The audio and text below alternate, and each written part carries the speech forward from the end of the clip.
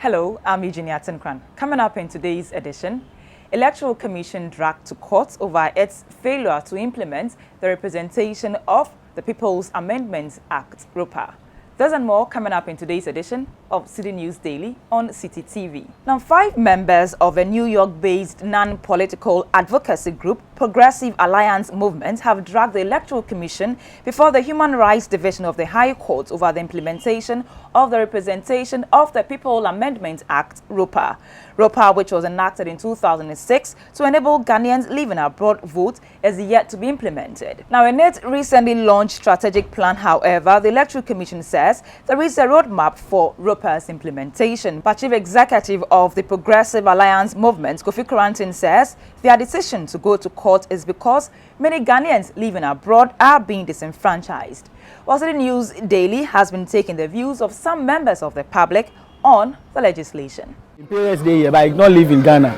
But so far as you have a family in Ghana, definitely have to register here. Okay, that place too, maybe it's a citizen for that place. That place too can free vote for them. Because in my opinion, maybe they born them for that place. So they are citizens for them. And this thing can free bring problem to us. Because you can vote for that place to here to if you come here, you have a family and the other. Charlie, there will be a problem for us. I don't think all the advanced countries do that. So that with even this biometric, we still have problems. So are we prepared, well prepared, that if we go outside to collect or make our people vote there, things will be okay? Moving on, lawyers for Dr. Antoa Rawlings, whose parliamentary candidature for the Klote constituency is being challenged in court, have charged lawyers for the incumbent MP Ni Ama Ashite to allow the Supreme Court to decide on the effect of her voter registration. Now, Dr. Rawlings yesterday registered as a voter in the ongoing limited registration exercise, which lawyer for Ni Ama Ashite, Gary Nimaku, said vindicates their case in court. But lead lawyer for Dr. Rawlings, Eduji Tamaklu, says they are unperturbed by their opponent's confidence, since it is only the Supreme Court which can decide the effects of their client's registration.